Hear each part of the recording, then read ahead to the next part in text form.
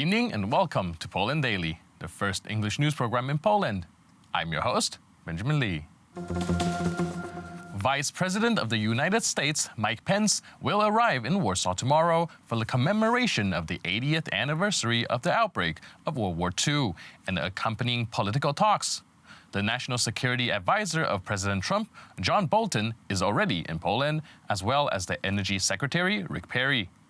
Secretary Perry, Polish Minister Piotr Naimski, and a Ukrainian official signed a memorandum on strengthening the regional security of gas deliveries between Poland, the US, and Ukraine. The main goal of the agreement was to free Ukraine of dependence on Russian gas through deliveries of American gas from Poland.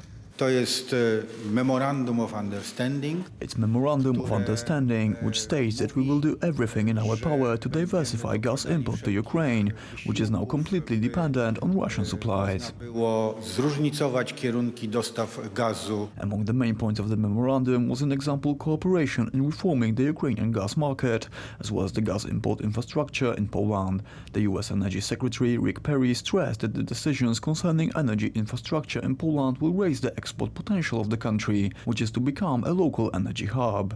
This is an amazing win for the energy security, for the economic security, for the national security of all three of our countries. The U.S. is helping a key ally.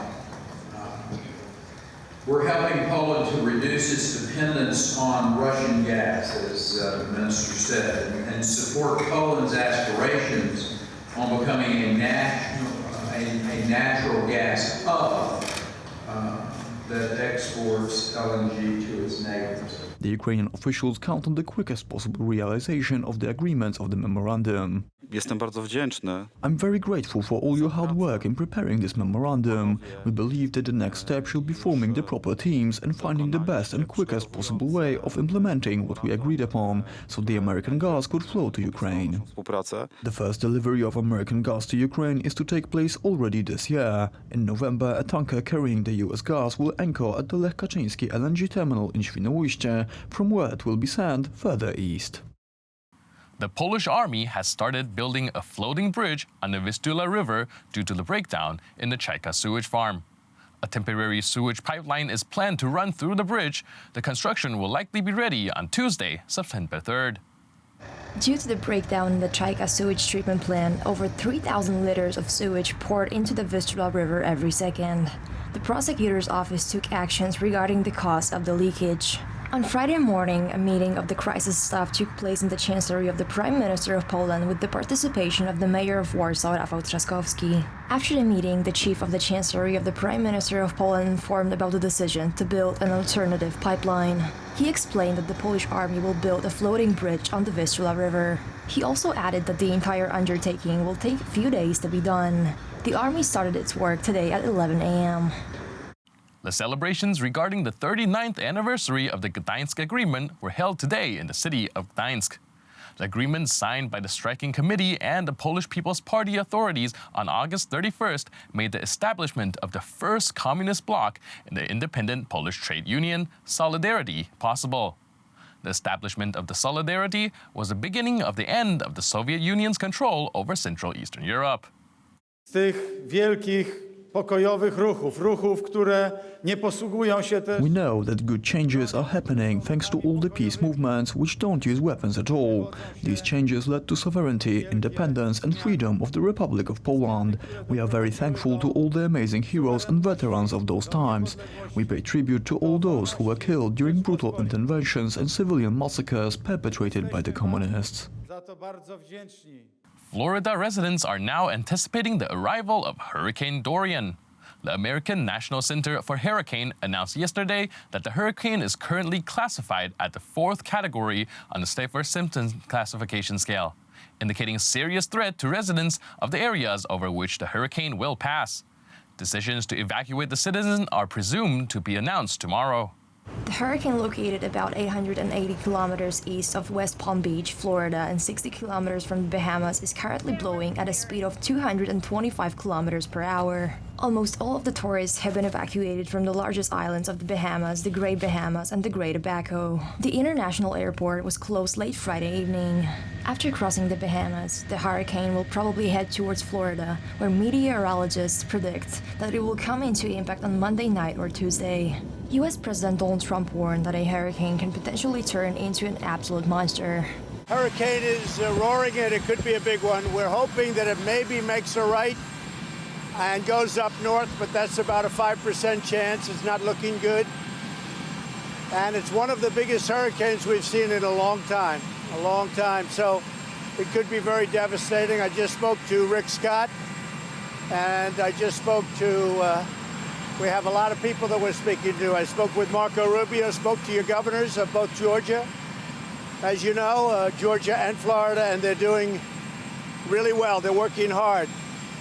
Florida seems to be the main target at this moment. Ladies and gentlemen, this marks our last time together on this program. We've been through plenty together, and I appreciate your patience and attention. I am not alone here, of course, but simply the conspicuous part of a professional, dedicated team that brings you all the daily content. Thanks to all of the amazing men and women that extend beyond this camera that made everything possible, and thank you for all that I've learned, which has been my greatest reward.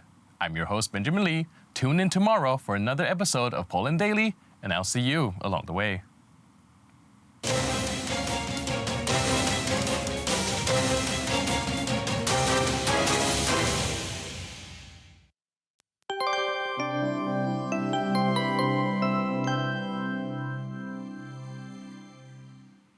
Welcome to Poland Daily Weather. Let's see the forecast for tonight. Warm night ahead of us. Temperature will hover between 17 degrees. The highest temperature we will see in Kraków and Katowice, 20 degrees. In large parts of the country, sky will be clear.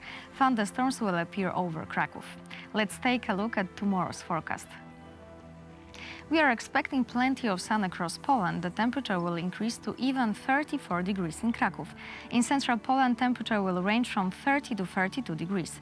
Wind will be weak and it blow from the northwest. Let's check the weather for the next days. On Monday, pressure will drop. Sky will be an overcast in central Poland. On Tuesday, pressure will rise, but the temperature will fall to 18 degrees along the Baltic coast and 14 over Rzeszów. On Wednesday, more sun will appear in all country. Pressure will rise. The highest temperature we will see on the southeast, 23 degrees. Thank you for watching and see you soon.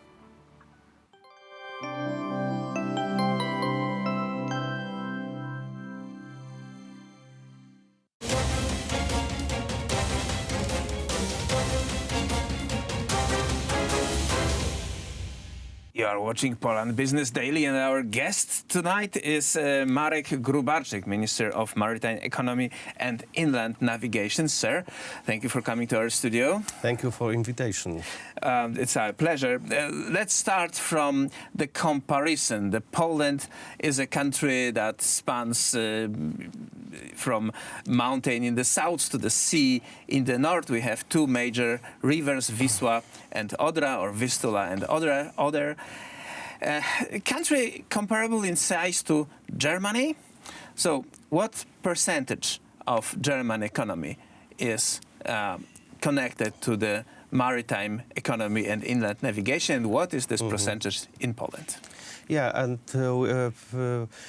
that's a very interesting question, because when we compare countries, we see what's the disaster is in our country, especially in inland navigation, because that we use the inland navigation, generally rivers, or like a means of transport, only in 0.5%. 0.5. In Germany, I think it's close 20-25% of explode this kind of things. So that it shows how much we have to do immediately, because that's the one of the topics to block our development, especially west part, especially ports, especially navigation, what we in history have very strong. Your ministry was formed in 2015 when the first government of Beata Szydło started. That's about 2.5 years of your job on the post. And the question is, what are the priorities in developing the Polish maritime economy?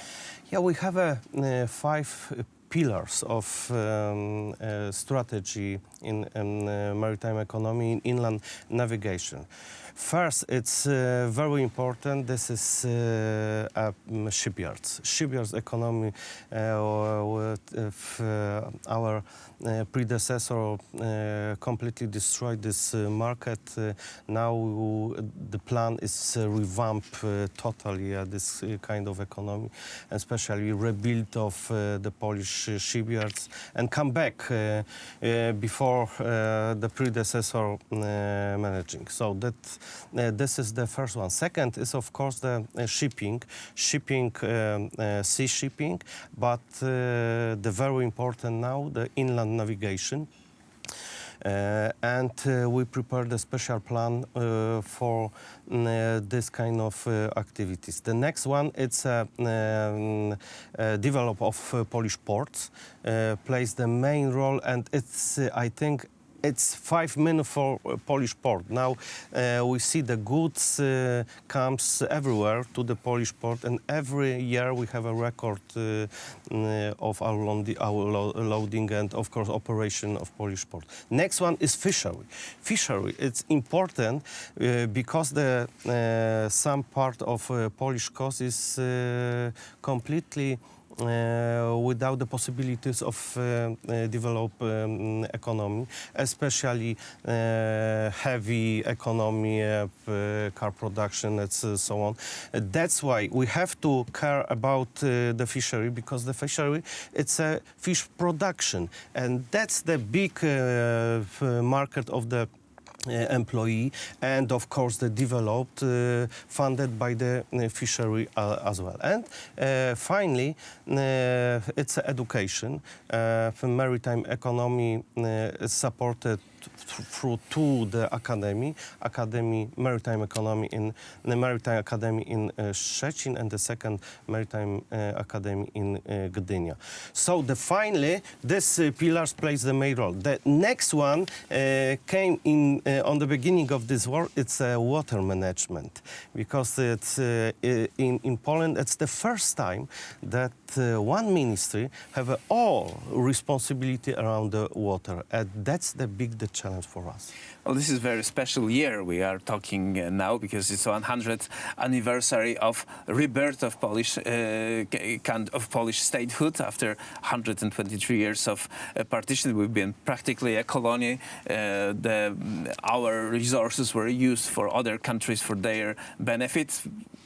Only since 100 years we can do our best, and we should remember that 100 years ago this maritime economy, the getting to the sea, getting people to the sea, was like big drive, and great people were doing this, and now you are in their shoes. I mean, how do you feel that? Yeah, it's a big responsibility for us, and we have to continue this great history. I remember in 1934, the Polish sailing vessel with the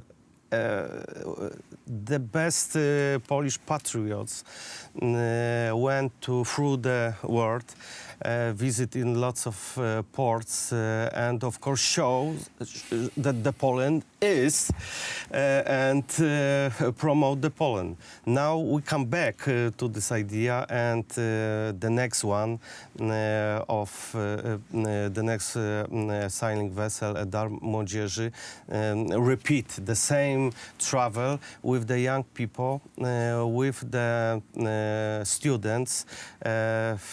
More or less 1,000 people will participate with this travel, and they have one task: show how beautiful Poland is.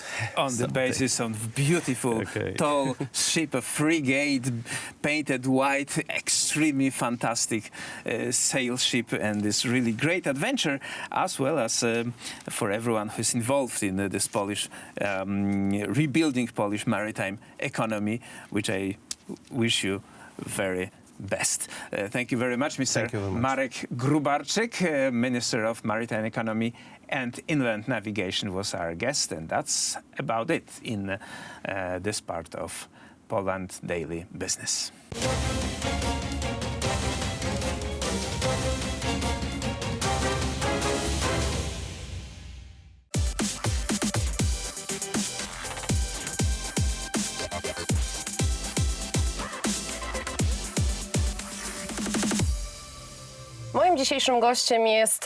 Today my guest is an unquestionable star of the Polish music scene.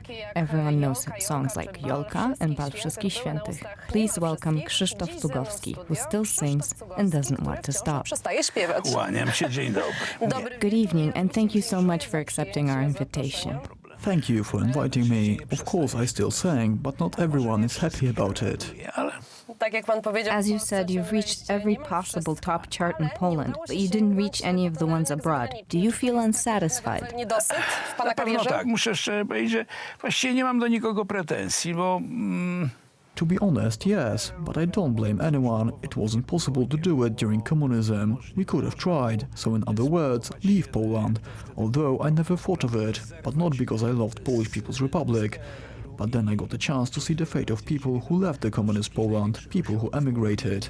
We've been visiting the biggest Polonia centers for years, including the one in Australia. We've been there and we've always been watching this emigration and how people were unhappy. Jak to jest z tą emigracją? Jak ci ludzie są w sumie nieszczęśliwi? No bo...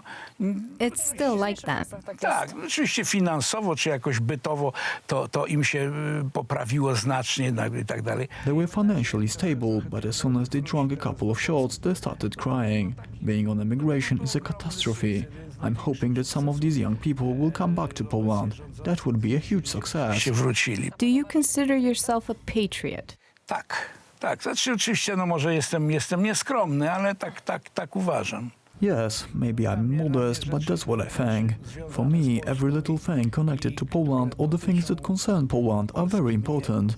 The history was always the area of my interest. I know our history. It's worth being a patriot. Od strony historycznej, także warto być patriotą. This successful career you're talking about had a huge influence on your private life. You mentioned that you were an absent father. Did it have any impact on your relationship with your sons? No na pewno tak. No ja byłem... I was a guest in my own home. We were playing nearly 300 concerts a year during the Polish People's Republic times. On the other side, you lived like a father who emigrated.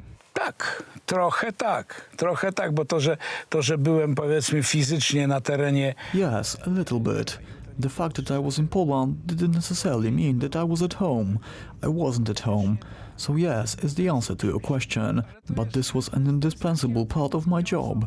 I'm an elderly person now, but I'm still a guest in my own home because I play concerts quite often. Unfortunately, this is how my job looks like. And if someone wants to do it, he should be aware of the fact that he's not going to be home that often. Jako jeden z elementów tego zajęcia, że w domu się bywa rzadko.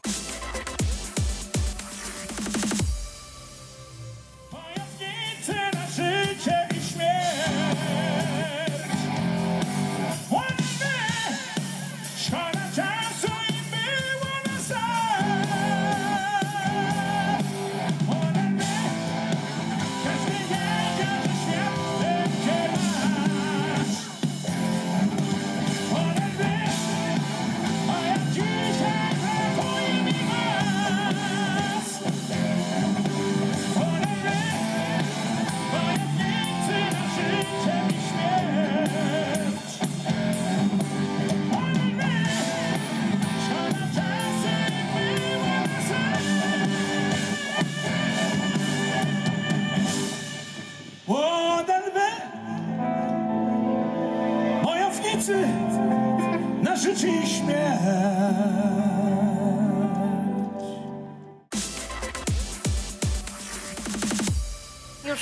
You don't have to compete with anyone anymore. This is the time for your dreams to come true. Was one of those dreams to make an album with your sons? Na pewno tak. Myśmy się zresztą do tego przygotowywali od jakiegoś czasu.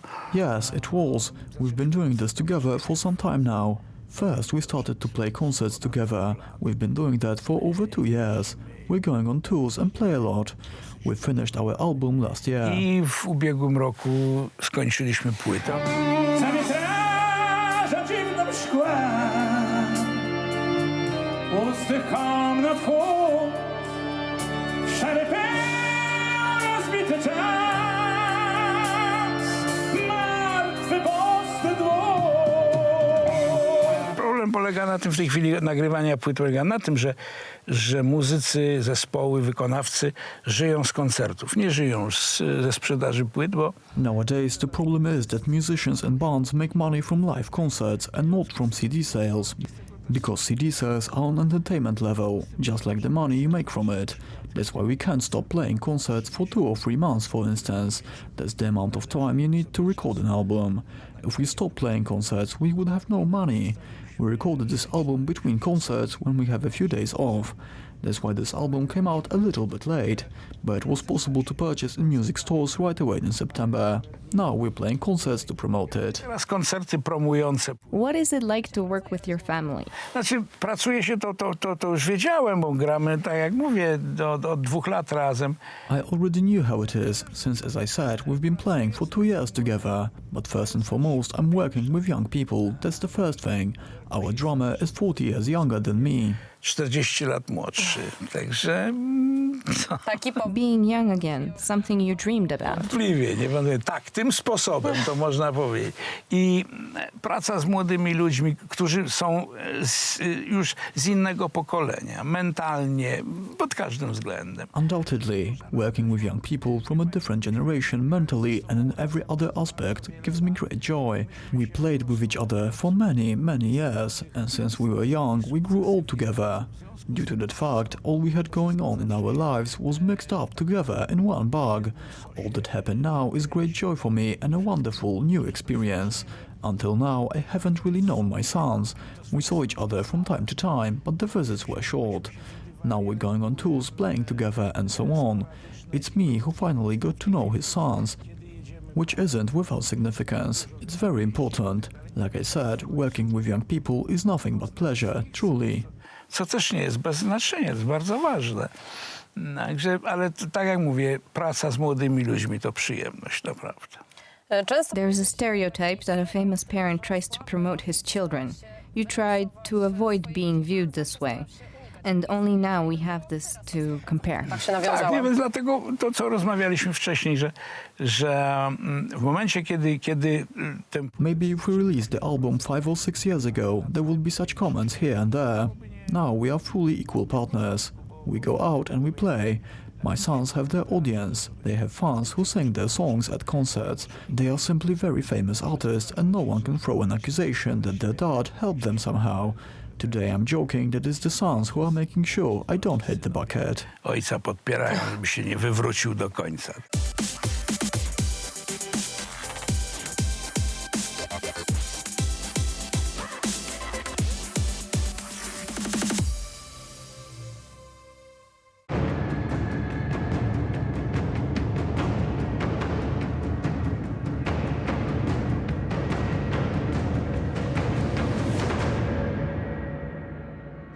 Ladies and gentlemen, I'm your host, Benjamin Lee, and welcome to another episode of Poland Daily History. Today, we are in the Praga district of Warsaw, in front of a statue of one of the great war heroes of the Polish Bolshevik War, Father Ignacy Skorupka. This statue is located right here, as he served this very church, and it was from here that his unit set out to confront the enemy. In early August of 1920, the Soviet Red Army was closing in on Warsaw. They were only a couple hundred kilometers away from linking arms with the Soviet revolutionary forces of Germany, Austria, and Hungary. Join us as we explore the Polish Bolshevik War, the Battle of Warsaw, and its impact on all of Europe. So the Polish Bolshevik War started only a few weeks after the end of the First World War. I can imagine a lot of the battle tactics would be traced from the First World War, and I was wondering if you can tell me what are the similarities between the way they carry out combat between the two wars. Wojna polsko-bolszewicka była w zasadzie kontynuacją I wojny światowej w pewnym sensie, ale przebiegała wedle kompletnie innego scenariusza. It must be said that the Polish-Bolshevik War was basically a continuation of the First World War in a sense, but it followed a completely different scenario.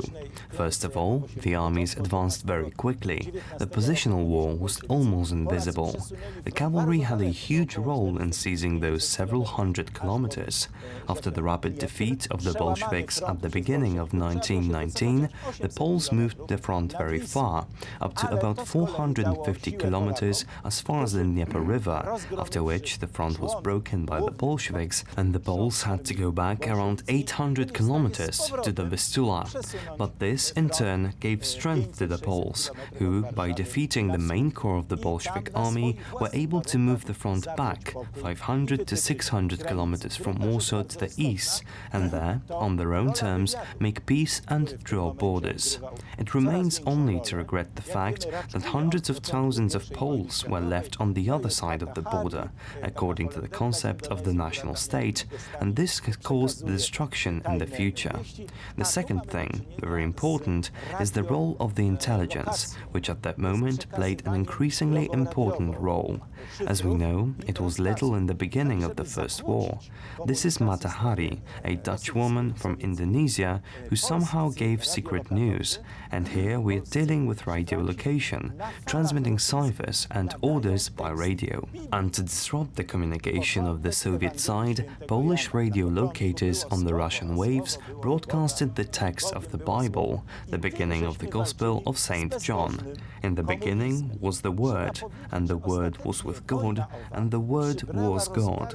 And they fought against godless communism. It must be said that eventually this war took on the dimensions of a war between worlds, a European Christian world with the barbaric anti-Christian world, the anti-world, the white world with the red world, but this is primarily a reversal of values. However, the resistance of Poles would surprise the Bolsheviks and prevented them from entering both Germany and Hungary, and as we know, through Hungary they wanted to go to Italy and further to Greece. They saved Europe from something it didn't even expect. It wasn't until the 1930s that Lord d'Avenant wrote very significant words, stating that he knew many battles which were forgotten, underestimated, but he did not know any such as the Battle of Warsaw, to which Europe owed so much and knew so little about it. Hence, he called it, quite rightly, after the Battle of Marne, which was determined to be the 17th decisive battle in the history of the world, the 18th decisive battle in the history of the world. And rightly so, because if you notice the effects, if Poland had lost, that would be catastrophic for Europe.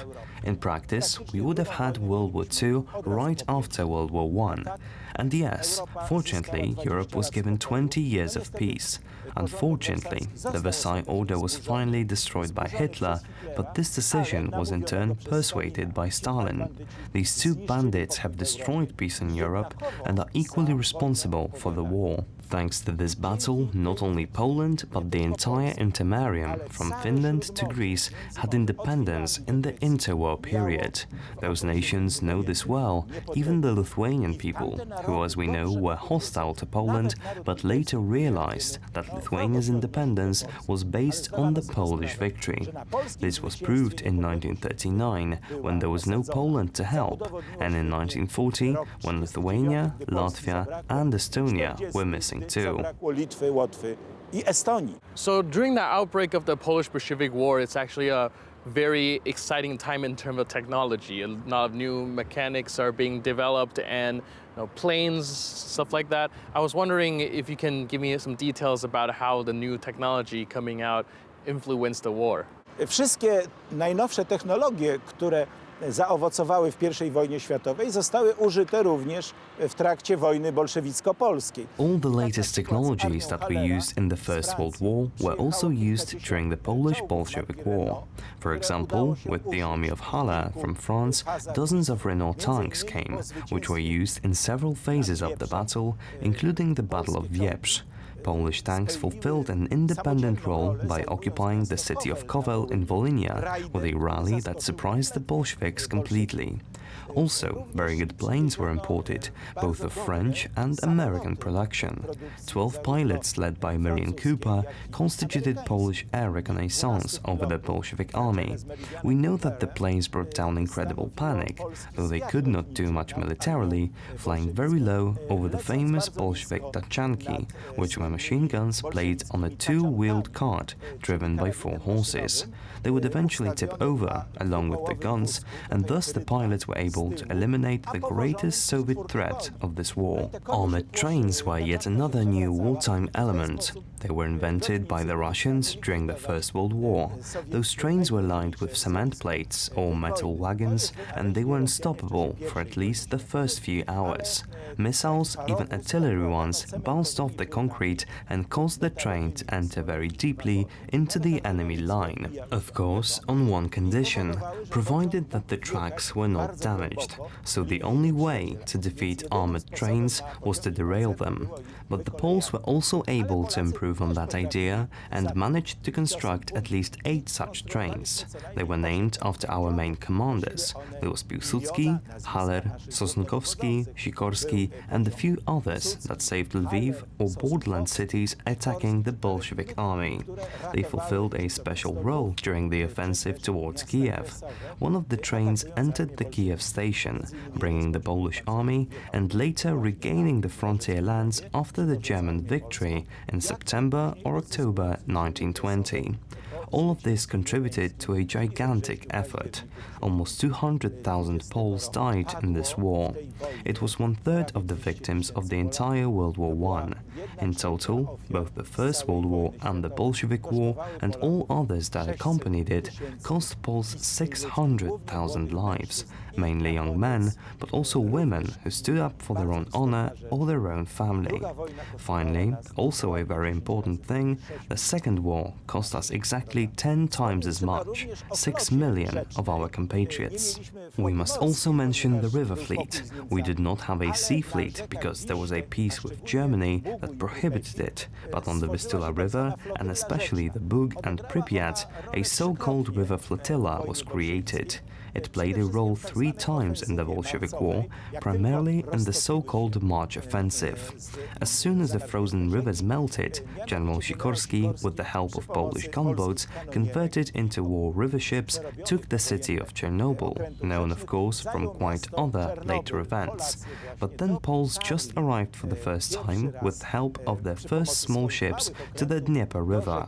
For the second time, of course, in the defense of the Vistula, where Polish gunboats resisted the attempted landing from the Vistula, and it was taken in 4 places, eliminating primarily the means of crossing available to the Bolsheviks. And for the third time, when the offensive was again in the east, and when along the Pripyat River flotilla liquidated the Soviet resistance points. When the truce came, Poles handed over part of these ships to the Belarusians and Ukrainians, who fought their own, unfortunately hopeless fight for independent Belarus and independent Ukraine in November 1920 to March 1921, when the Polish peace with Bolshevik Russia prevented the support of these seeds of independent Belarus and Ukraine. Niepodległych zalążków niepodległości Białorusi i Ukrainy. The Battle of Warsaw was a decisive point of the Polish-Bolshevik War. It saved Europe from an imminent communist invasion and gave Poland a vital 20 years as an independent state before the outbreak of the Second World War. I'm your host, Benjamin Lee, and I'll see you next time on Poland Daily History.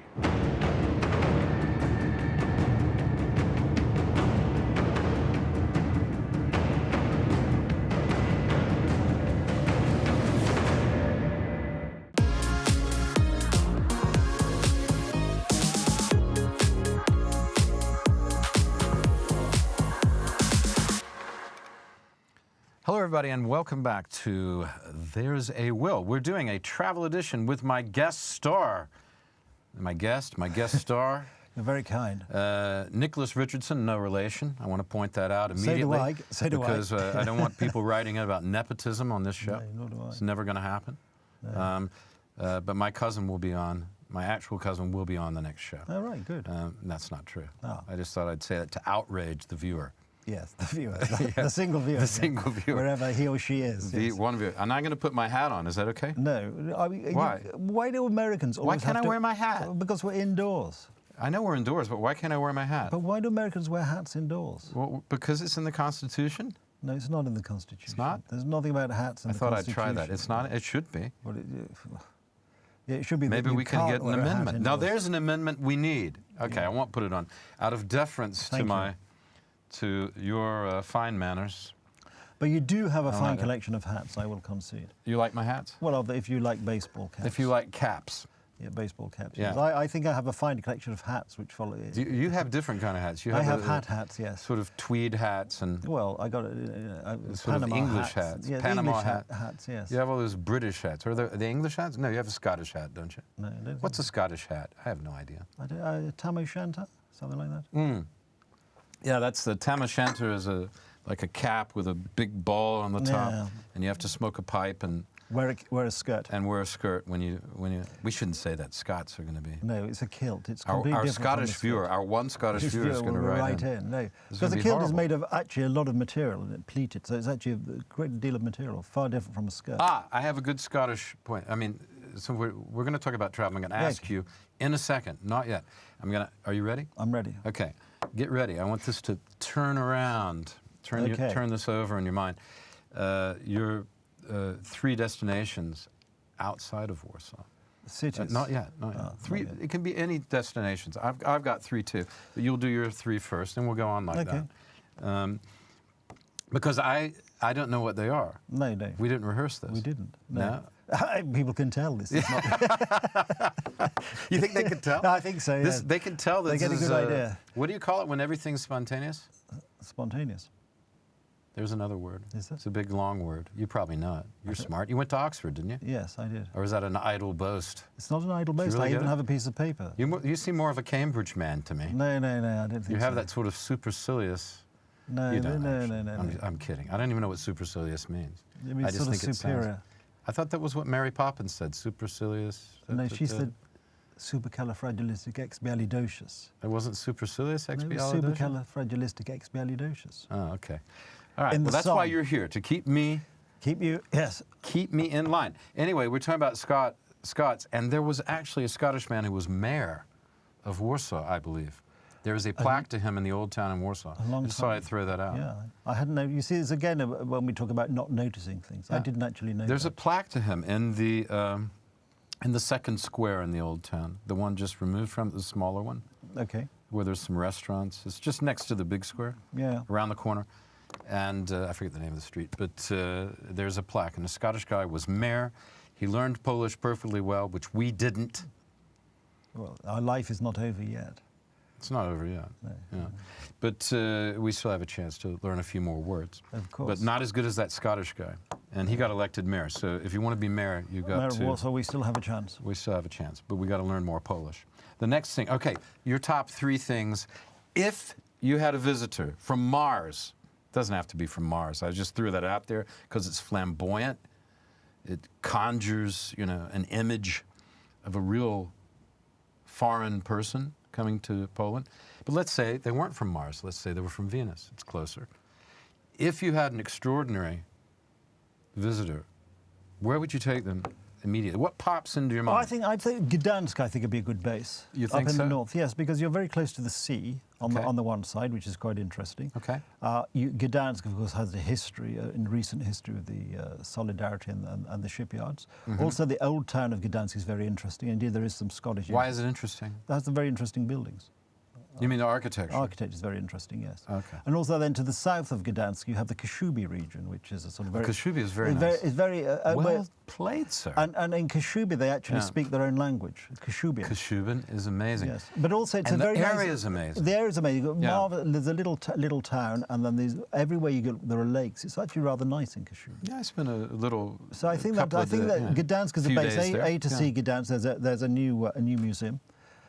What's the museum? Dedicated to the Second World War. So you're saying Gdansk and Kashuba, is that one or is that two? Well, it's kind of two, I suppose. It's got to be two. But I was sort of justifying Gdansk in its own right. Okay, so that's a nice area. And also because it gives you access to the sea. The coast is very nice. Well, let's stick with that area, and then I'll come in with some stuff about that area too. But continue. Where else in that area? Gdansk, Kashuba, which is just south. I think I'd also take a trip along the Hel Peninsula. You would? Yeah. Why would you do that? Because it's a very interesting feature. On the one side, you have the Baltic Sea, and on the other side, you have the big lagoon. And it's just, and at one point, it's only a couple of 100 meters wide. You mean the Gdansk Bay? Yes, the Bay of Gdansk. You call it a big lagoon? Well, I call it a bay. Yes. Like everyone else. I don't know why you call it a lagoon. Well, I think technically the bay... Why are you doing that? Because it is a lagoon, I think. Technically it's a lagoon? Really? Think so, Then why do they call it a bay? Well, I think if you look on the Admiralty charts, they do draw a slightly distinct. Admiralty charts? There is an Admiralty chart of the Bay Are you of privy Gdansk. to those? I'm not. Well, you can go and get them. You can order them from the... They're available? They're available, yes. Kept updated by the Admiralty. The Admiralty... I'm going to make a note of that. Yes, yeah. I think when we finish filming, I'm going out straight and get this. Admiralty... How do you spell Admiralty? As in Admiral. With T-Y at the end. With a T, it's not T-E-E? No, Admiralty. T-Y. No, that would be Admiral T, wouldn't it? Admiralty charts. I'm going to get those. What else is good in Gdansk area? Okay, we got the Hel Peninsula. We've got Gdansk. You said the old town's nice. Is that all there is there? And Kashuba. And Kashuba is very nice. Well, that's we could talk about Kashuba for that's quite a lot to do. That's quite a lot. That would keep you occupied for quite a long time. What? Seeing those? Yes, and you can take a trip round the... What about Kaliningrad? Have you been there? I haven't been to Kaliningrad. It's not Poland. No, it used to be. Well, it used to be East Prussia, probably. Yes, exactly. Well, it was back and forth, wasn't it? It was. It was one of these... Yes, yes. I've not been. I'd like to get. It's quite interesting, I gather. Really? Historically, it's quite interesting. I think a lot of the historical buildings were destroyed, of course, during the war. I don't know. I don't know if I want to go there or not. I think it's been pretty industrialized. Yeah, but all these places and militarized. It seems like an armed camp. Well, it probably is an armed camp for the Russian forward base. Yeah. For whatever mischief they want to get up to in the future. But of course, historically, of course, it was one of the East Prussia capital, and then slightly before that, the Teutonic Knights retreated from Malbork to. Malbork. We can talk about that next. Yes. It's my turn next. Okay. Well, you get your castle in Malbork then. Yes. Next installment. We got to say goodbye for now. Stay tuned to There's a Will for more travel talk with Nicholas, no relation, Richardson. He's a good man. Don't let that confuse you, just because we're not related. But I call him Cousin Nicky anyway. All right, Cousin Nicky, will you come back for the next episode? If you'll have me, I'd be delighted. Okay, because you're sitting right here. You might as well stay. I might as well stay, yes. Yeah, okay. I'll buy you a cup of coffee later. That's it's very free, kind. Oh, great. It's free. I thought so. There's a Will. See you for the next... well, this is There's a Will, but it's Poland Daily Travel. It's a little confusing, isn't it? It is. I feel like I'm wearing 3 hats. And I'm not even wearing one. Thank God for that. Stay tuned for the next episode of Poland Daily Travel.